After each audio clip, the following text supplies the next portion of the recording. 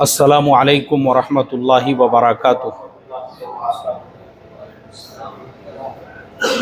बिस्मिल्लाहिर्रहमानिर्रहीम नहमदुहु व नुसल्ली अला रसूलिहिल करीम व अला आलिहि व अस्हाबिहि अजमाइन, अम्मा बाद। हमारे मदीनतुल मुनव्वरा की इस मजलिस में तशरीफ़ फरमा तमाम ही हायर क्वालिफ़ाइड एजुकेटेड अहबाब, खुसूसन हमारे आज के इस मजलिस के ऑर्गेनाइज़र काज़ी बहाउद्दीन साहब गुलबर्गा, ऐसे ही अब्दुल सत्तार साहब निज़ामाबाद और बाकी उनके तमाम साथी जिन लोगों ने उनको कोऑपरेट किया और उनकी फ़िक्रों से आज की हमारी मजलिस मुनाकिद हुई। देखो, ये इतना सेंसिटिव टॉपिक है आज मैं जिस पे बात करने जा रहा हूँ। ध्यान से सुनो, इसको तवज्जो से सुनो। अभी इस मजलिस में आने से पहले आंध्र प्रदेश का ही एक वीडियो मैं देख रहा था, शायद आप लोगों में से किसी ने देख भी लिया होगा। एक गवर्नमेंट टीचर साहब है, 10 लाख रुपये उन्होंने पहले 7 लाख रुपये एक गलत जगह पे इन्वेस्ट किए। उसके बाद कंपनी ने कहा और 3 लाख रुपये करो, और 3 लाख रुपये करके और उनके ऊपर जो है वो पूरा क्या पूरा 10 लाख रुपये का कर्ज हो गया। अब वो जो पैसे उनके वहाँ पे गए उसके रिकवरी की कोई शक्लें नहीं, सूरतें नहीं, और कोई आता पता नहीं है कि मैंने जहाँ पे इन्वेस्टमेंट किया उनके यानी वो कौन है, कहाँ है, उनका ठिकाना किधर है, क्या है, कुछ नहीं मालूम है। एक हायर क्वालिफाइड एजुकेटेड आदमी गवर्नमेंट टीचर है। आप मुझे बताइए, सही नॉलेज, सही इन्फॉर्मेशन, सही मालूमात, सही अवेयरनेस नहीं होने की वजह से वैसा इंसान जब 10-10 लाख रुपए के फ्रॉड में फंस रहा है तो आम लोगों का हम कोई उनका तो कोई सवाल ही नहीं है।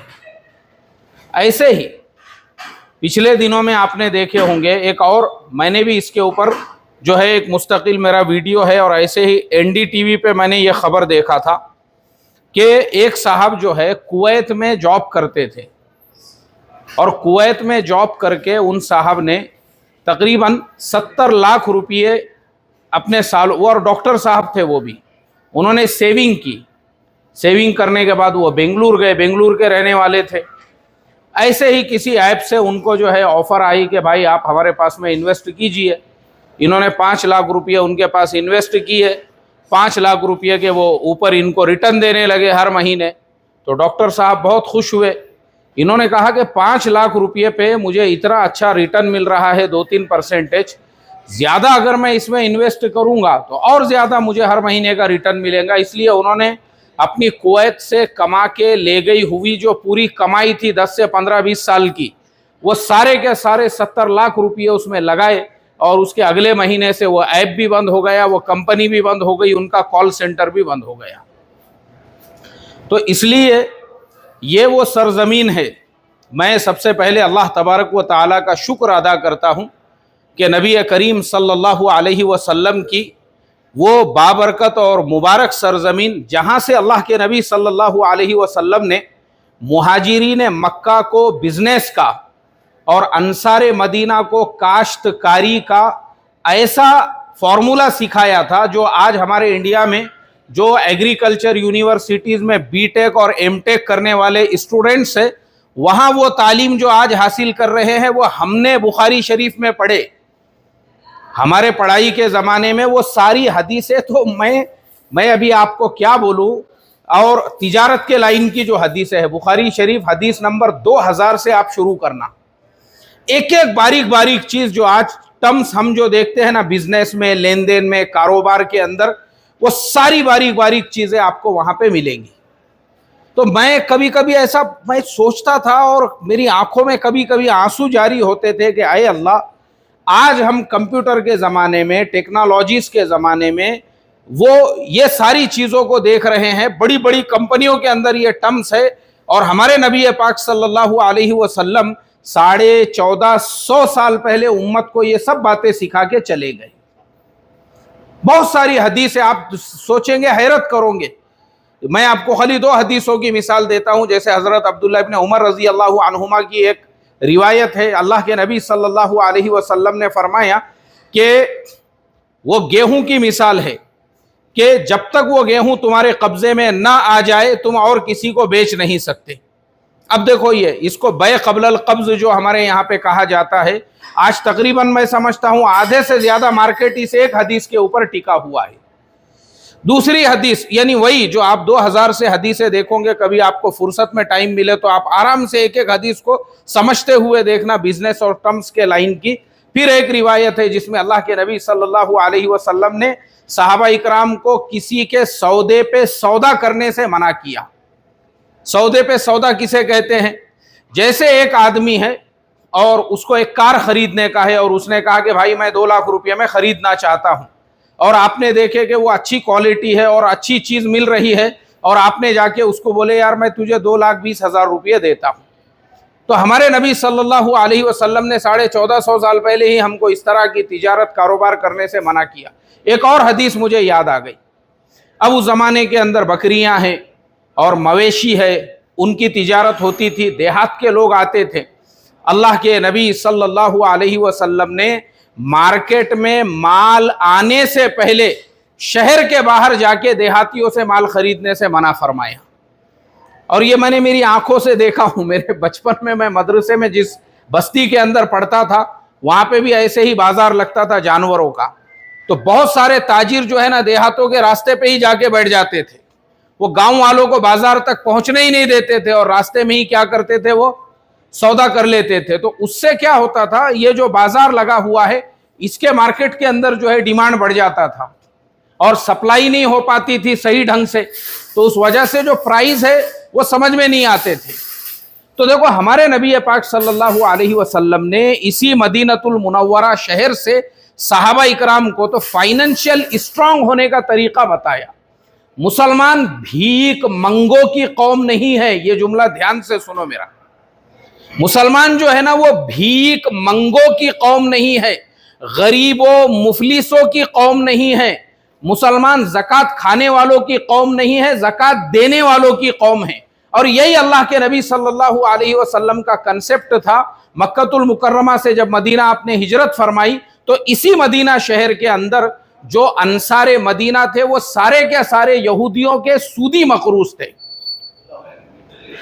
यहूदी जो है वो यहूदियों का सूद का धंधा उस जमाने से लेके आज तक जारी है। जितने भी बड़े बड़े बैंक है, चाहे वो HSBC बैंक हो या सिटी बैंक हो, कोई भी बड़े से बड़ा ब्रांड का बैंक आप ले लो, किसका बैंक है भाई? वो यहूदियों का बैंक है। वो यहूदी जो है उस जमाने से ब्याज के धंधे के अंदर है, कारोबार में, यानी सूद के, इंटरेस्ट के बिजनेस में, वो जमाने से वो करते आ रहे हैं।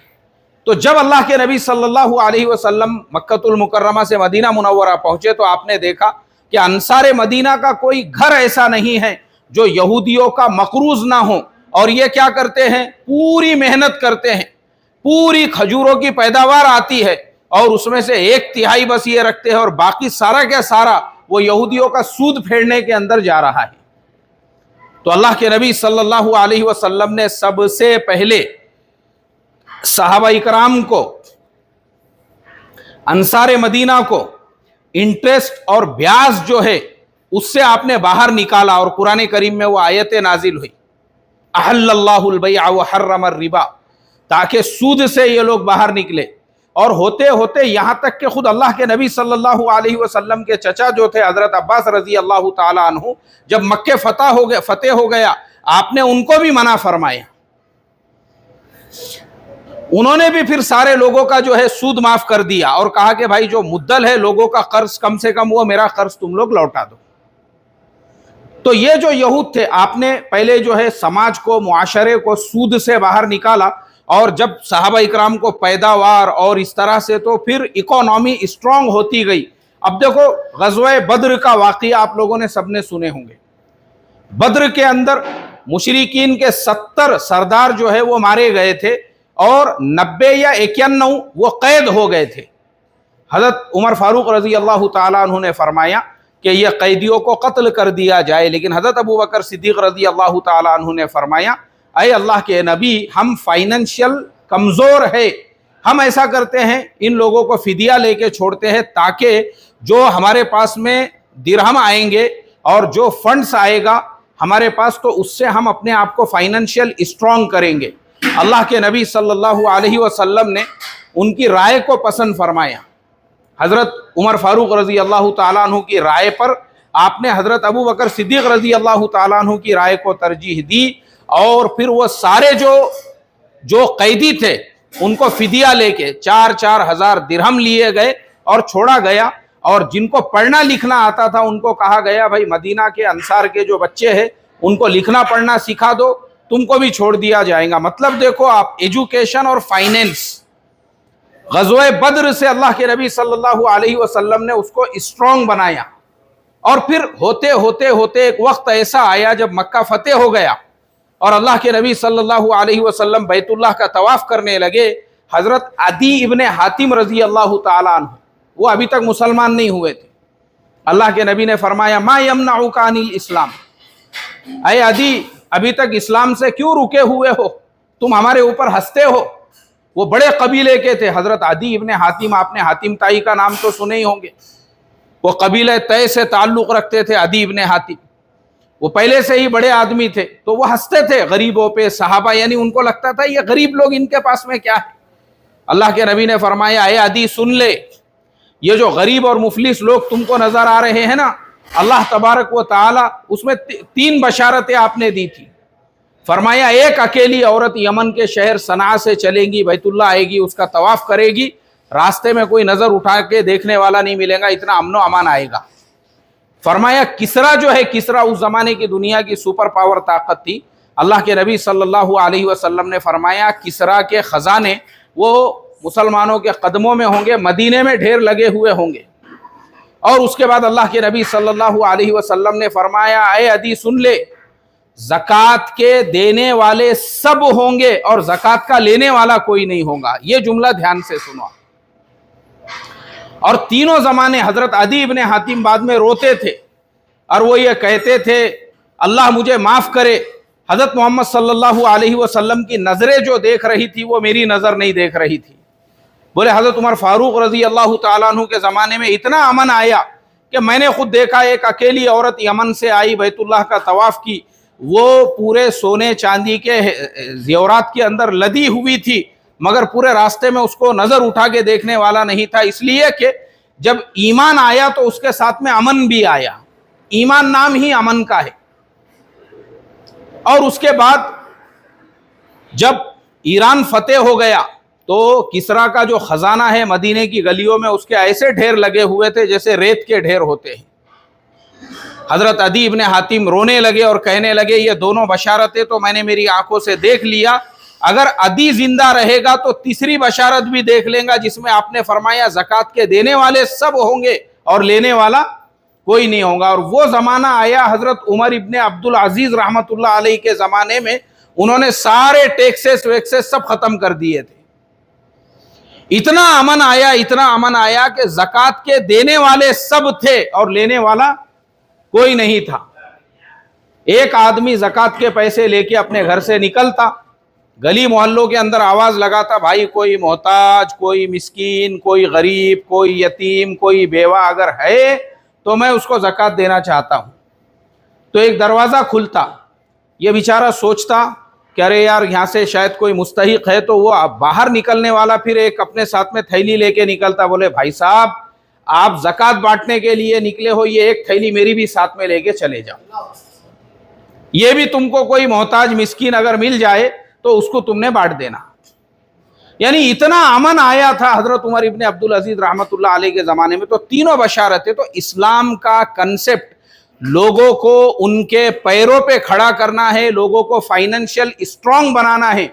हमारी जो इंडियन मेंटालिटी इस्लाम के बारे में ये बनी हुई है कि मुसलमानों के महल्ले में चले जाओ तो सबसे ज़्यादा आपको, अभी आप हैदराबाद की ही मिसाल ले लो, हैदराबाद के जो बाहर के सिटी का जो एरिया है एकदम हाईटेक, एक से बढ़कर एक सोसाइटीज वहां पे बन रही है, नए एक से बढ़कर एक कंस्ट्रक्शन हो रहे हैं। और वही अगर आप मुसलमानों के महल्ले में चले जाओगे, आपको तंग गलियां मिलेंगी, तंग रास्ते मिलेंगे, घर जो है वो छोटे छोटे मिलेंगे, घरों के सामने बहती हुई नालियां मिलेंगी, और आप ये सोचोगे कि यार ये मुसलमानों की लाइफ ऐसे कैसी है।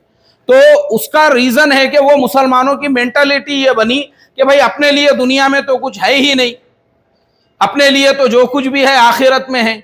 आप लोगों में से भी बहुत सारे ऐसे होंगे, जब कॉलेज में आप डिग्री कर रहे होंगे, मास्टर कर रहे होंगे, महल्ले के दो चार बगैर डिग्री के मुफ्तियों ने आपको भी बोले होंगे, अरे क्या मिल रहा मियाँ पढ़ के, अरे काय को पढ़ रहे तुम, अपने लोगों को नहीं मिलती नौकरियां वगैरह, कोई फायदा नहीं है ये पढ़ाई करके, अपने लिए आखिरत है, दुनिया में क्या है अपने लिए, जो कुछ भी है वो मरने के बाद में है। ये जो मेंटालिटी बनी हुई है ना मुसलमानों की, एक्चुअल में उन मुसलमानों ने इस्लाम को समझा ही नहीं है। उनको जो इस्लाम समझाया गया वो इस्लाम नहीं है। अब देखो यही वाकया, जो वाकये से मैंने शुरुआत किया, मैं वापस उसी वाकये पे आता हूं।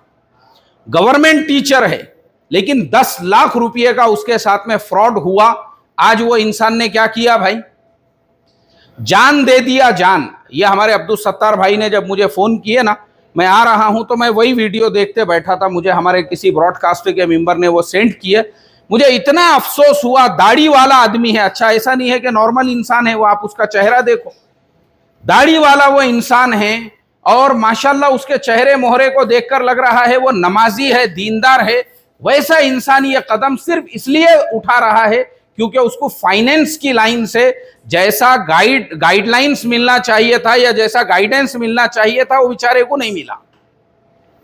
तो आज यहां पे आप जितने भी लोग बैठे हुए हैं, याद रखो, ये चाहे ये जो अफराद यहां पे बैठे हुए हैं, अपने वक्त को की बहुत बड़ी कुर्बानी देकर आप जो बैठे ना, चंद बातें मैं अभी आपसे कहना चाहूंगा। सबसे पहली चीज, आपका अपने आप को फाइनेंशियल स्ट्रांग कराना आज के जमाने में ये बहुत जरूरी है, याद रखो। वो गलत कंसेप्ट है और वो बहुत सी हदीसें घड़ी हुई है, जिसमें खास तौर पे एक हदीस हमारे यहाँ बयान करने वाले बयान करते हैं, बोले वो हजरत अब्दुर्रहमान इब्ने औफ रजी अल्लाह ताला अन्हु के पास इतना माल था कि उनको ख्वाब में देखा गया वो जन्नत में घसीटते हुए जा रहे हैं। एक रिवायत में है बोले वो 500 साल के बाद जन्नत में जा रहे हैं। तो इस हदीस के ऊपर रिसर्च किया हजरत अब्दुर्रहमान इब्ने जौजी रहमतुल्लाह अलैह ने, और उनकी एक किताब है, उसका नाम है किताबुल मौज़ूआत। मौज़ूआत यानी घड़े हुए को कहते हैं अरबी के अंदर, घड़ी हुई हदीसें उन्होंने उसमें सब जमा की है। उसके अंदर उन्होंने इस हदीस को भी जमा किया और कहा, बोले ये सब हदीसें वो उस जमाने के बहुत सारे जो लोग जो जिनका पूरा झुकाव ज़ुहद और क़िनाअत और दुनिया से दूरी के ऊपर था, ऐसी बहुत सारी हदीसें उस जमाने में ऐसे लोगों की तरफ से घड़ी गई। उन्होंने कहा बड़े अफसोस के साथ में मैं लिख रहा हूं, अरे वो हजरत अब्दुर्रहमान इब्ने औफ रजी अल्लाह ताला अन्हु जो बद्र के मैदान में अल्लाह के नबी सल्लल्लाहु अलैहि वसल्लम के साथ में खड़े हुए थे, जिन्होंने हिजरत की, अपना सब कुछ मक्कतुल मुकर्रमा में छोड़ दिया, अरे वो अगर 500 साल बाद जन्नत में जाएंगे तो जन्नत में दौड़ते हुए कौन, आपके अब्बा जान जाएंगे। बोले जन्नत में दौड़ते हुए जाना तो उनका हक है कि उनकी कुर्बानियां इतनी हैं। अब हमारे यहाँ यही हदीसें सुन सुन के लोगों को क्या लगता, अरे बाप रे, बोले जब इतने बड़े बदरी सहाबी है उनसे दुनिया के बारे में ऐसा हिसाब किताब होगा तो फिर अपने को दुनिया कमा के फायदा क्या है। याद रखो, अब मैं आपको एक रिवायत सुनाता हूं। अल्लाह के नबी सल्लल्लाहु अलैहि वसल्लम एक बीमार सहाबी की इयादत के लिए गए और आपने उनसे पूछा कि तुमने अपनी औलाद के लिए क्या छोड़ा है। उन्होंने कहा कि मैंने अपनी औलाद के लिए कुछ भी नहीं छोड़ा हूं। अल्लाह के नबी सल्लल्लाहु अलैहि वसल्लम ने फरमाया, तुम्हारा अपनी औलाद के लिए कुछ नहीं छोड़कर जाना, इससे बेहतर यह था कि तुम अपनी औलाद के लिए कुछ छोड़कर जाते। यह हदीस के अंदर है। तो हम यहाँ पे ये जितने भी लोग बैठे हुए हैं, मैं आप इस मजलिस के जरिए से बाद में भी जो लोग मेरी बात को सुनेंगे, सब लोगों तक ये बात पहुंचाना चाहता हूं। क्या ये चाहते हैं कि हमारी औलादें बाद में भीख मांगे? क्या हम ये चाहते हैं हमारी औलादें दर बदर की ठोकरें खाए? देखो, अपने आप को फाइनेंशियल मजबूत बनाना बहुत जरूरी है, बहुत जरूरी है।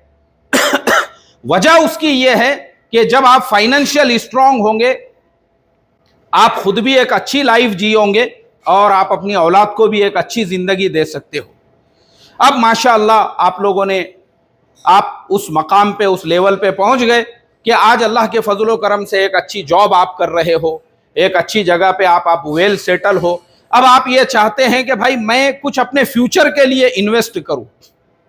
तो देखो, हमारे इंडिया के अंदर हमारे भारत देश के अंदर जो इन्वेस्टमेंट की कुछ अपॉर्चुनिटीज है वो याद रखो। हमारे मुल्क में अपॉर्चुनिटीज भी है और फ्रॉड भी बहुत ज्यादा है। मैंने ये फ्रॉड की आपको 2 मिसालें अभी देकर बताया हूं।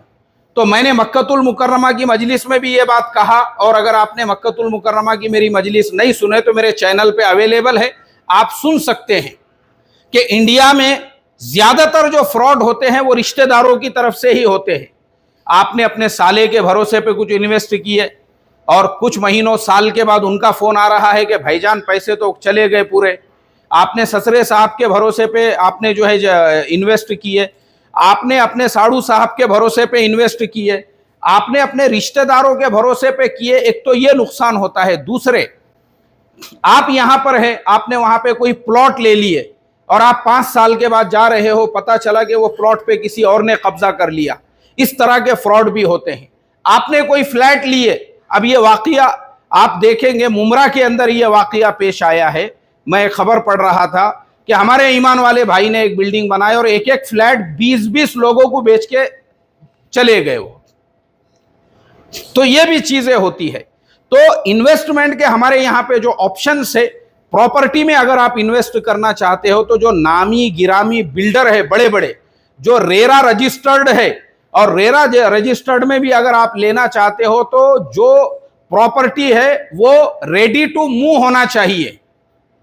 रेडी टू मूव मतलब पूरी बनी हुई होना चाहिए। ये नहीं है कि अभी प्रॉपर्टी हम आपको पोजीशन देंगे 2027 में, 28 में, 30 में, वैसी प्रॉपर्टी में इन्वेस्ट मत करो। जो रेडी पोजीशन है, अपने हाथ में चाबियां लो। जो सोसाइटी में आप ले रहे हैं उसका शेयर सर्टिफिकेट अपने नाम पर लो, वहां पे पार्टी बोर्ड वगैरह आपके नाम का लग जाए। ऐसी प्रॉपर्टी में अगर आप इंडिया में इन्वेस्ट करते हो तो वो बहुत सेफ है आपके लिए, बाद में आप उसको रेंट पे दे सकते हो।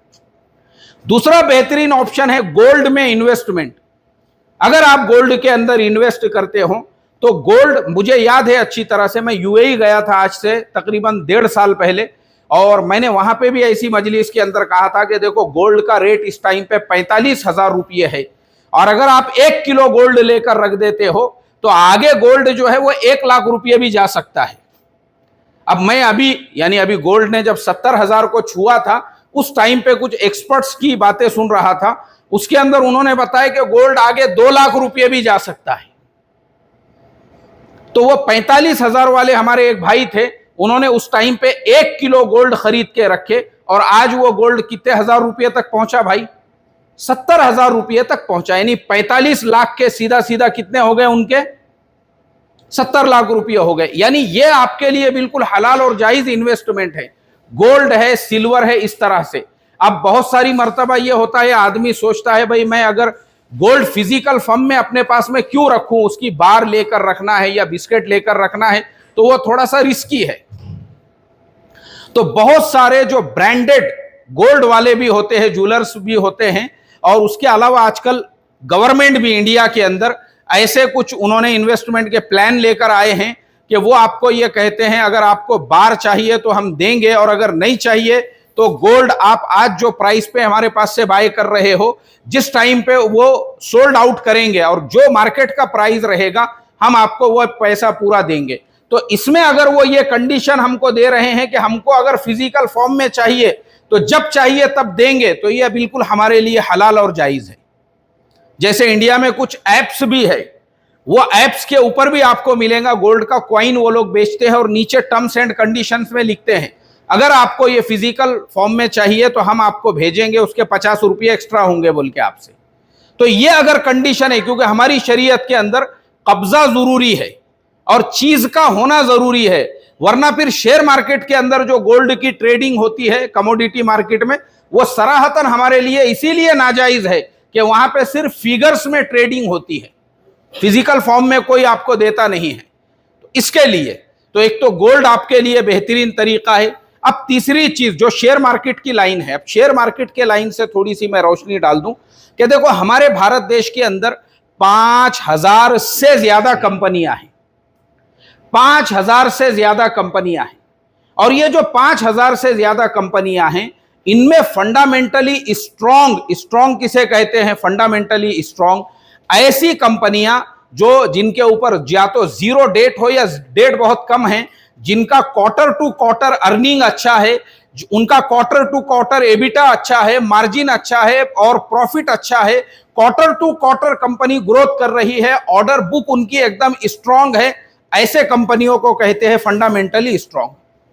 अब 5000 में से अगर आप ऐसी कंपनियां चुनने जाओगे तो कम से कम आपको ऐसी 500 कंपनियां मिलेंगी, और वो 500 कंपनियों में शरई एतबार से हमारे लिए हलाल और हराम क्या है, तो मैं समझता हूं 400 कंपनियां आपको हलाल मिलेंगी उसमें।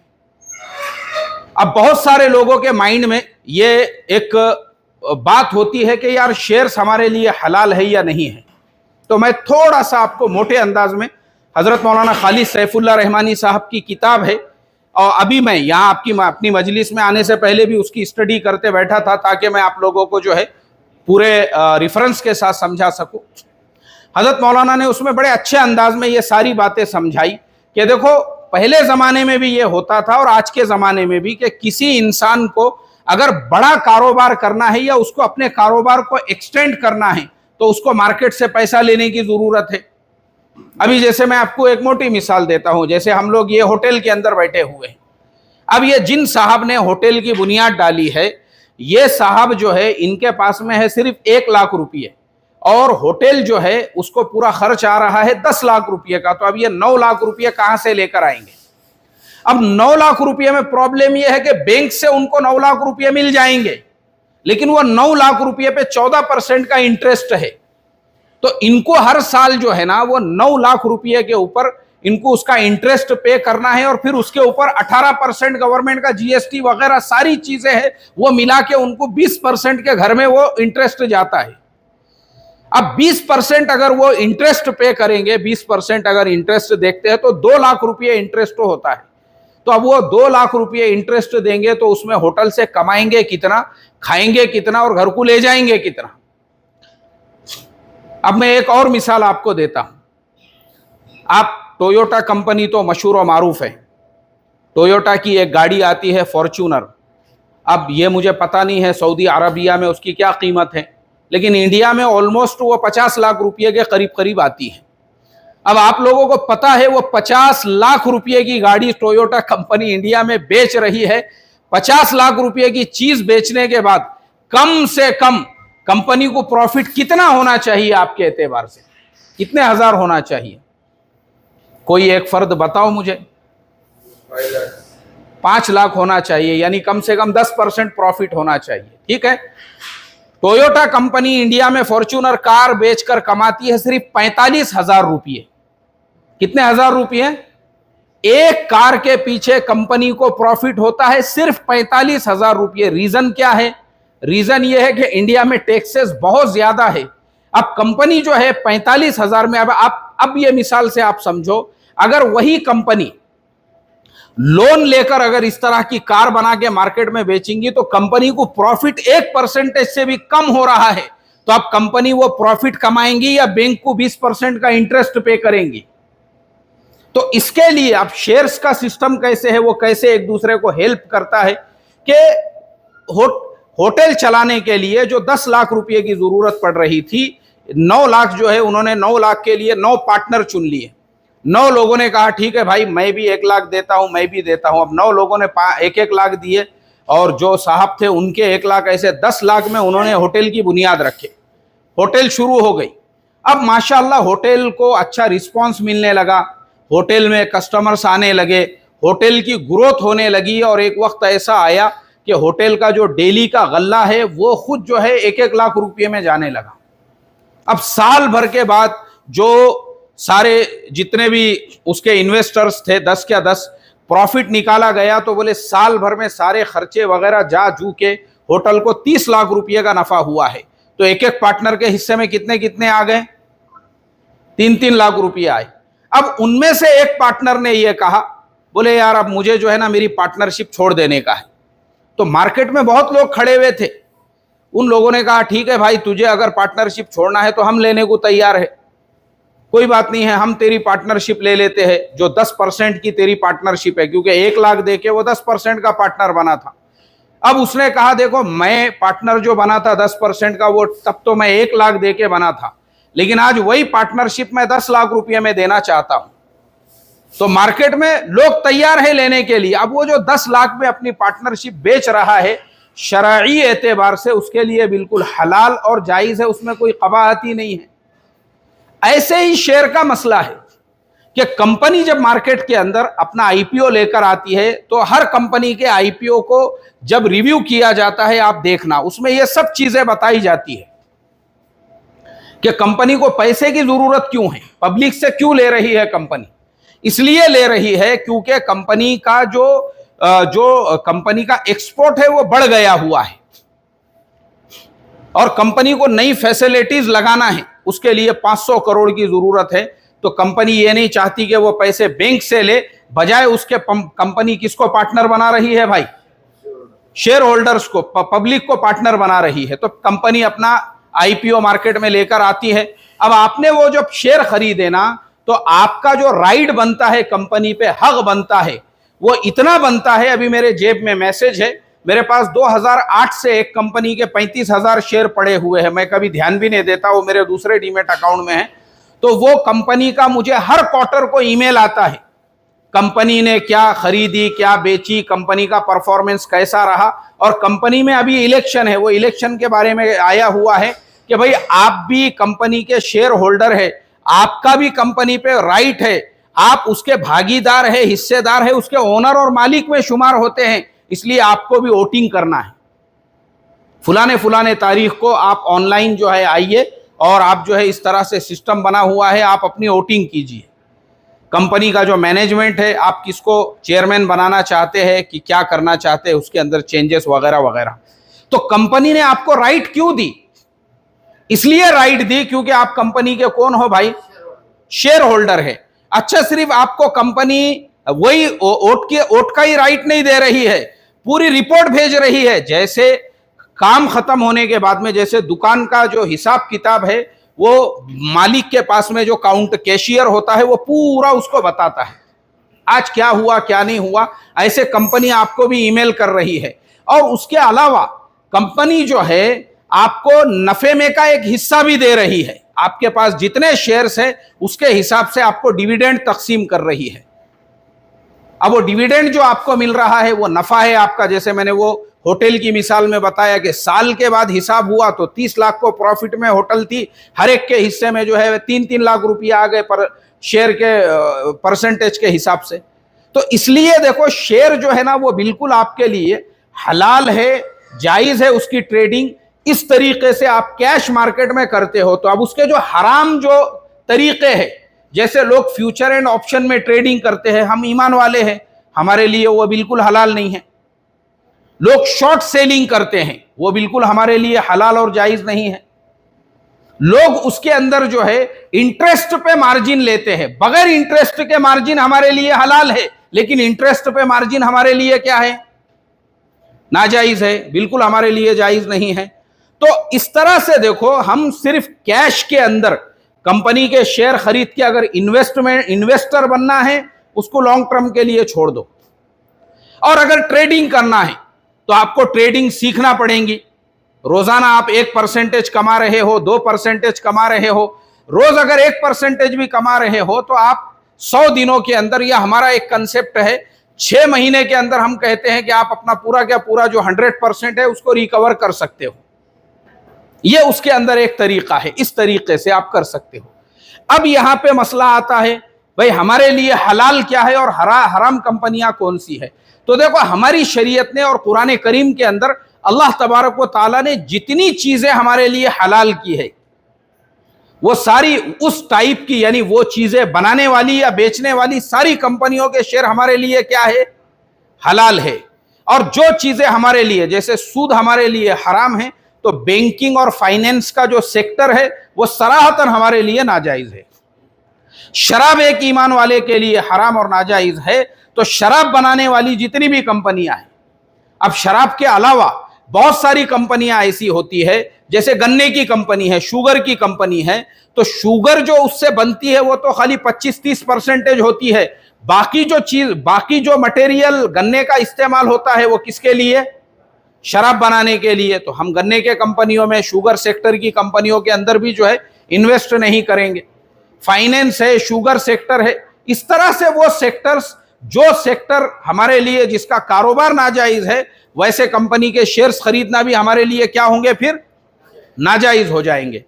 अच्छा, अब शेयर्स में इन्वेस्ट करने से हमको बेनिफिट क्या मिलता है? सबसे बड़ा बेनिफिट हमारा यह है कि हमारा पूरा पैसा हमारे अपने कब्जे कुदरत में है। हमको अगर कल पैसों की जरूरत पड़ रही है, सुबह में आप अपने पूरे शेयर बेच दो और विड्रॉल की रिक्वेस्ट कर दो, 2 दिनों के बाद आपके अकाउंट में आपका पूरा पैसा आ गया। तो इसीलिए ये मेरा मिशन है, मैं हर जगह जाता हूं, लोगों को यही कहता हूं, मेरा ये मिशन है कि भाई खुद का पैसा खुद इन्वेस्ट करो, खुद के पैसे में खुद ट्रेडिंग करो, दूसरों के भरोसे पे पैसा मत लगाओ।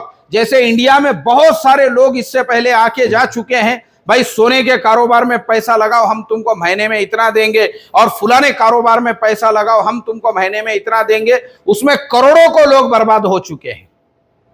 तो दूसरे के भरोसे पे नहीं लगाना है, या दूसरे के भरोसे पे इन्वेस्ट नहीं करना है, खुद का पैसा खुद इन्वेस्ट करो, खुद ट्रेडिंग सीखो। अगर आपको ट्रेडिंग करना है तो ट्रेडिंग के लिए भी आप जो है उसको भी सीख सकते हो। तो देखो, इसलिए शेयर मार्केट में इन्वेस्ट करने का और शेयर ट्रेडिंग करने का यही फायदा है। तो अब तक जो बातें हमारे सामने आई है, इसके अलावा अब आप लोगों में किसी का कुछ क्वेश्चन है, किसी का कोई सवाल है, तो इंशाल्लाह अब हमारा क्वेश्चन आंसर का सेशन शुरू होता है। आप में से जिसका भी जो सवाल है वो खड़े रहे, सबसे पहले अपना नाम बोले और फिर अपना सवाल पूछे।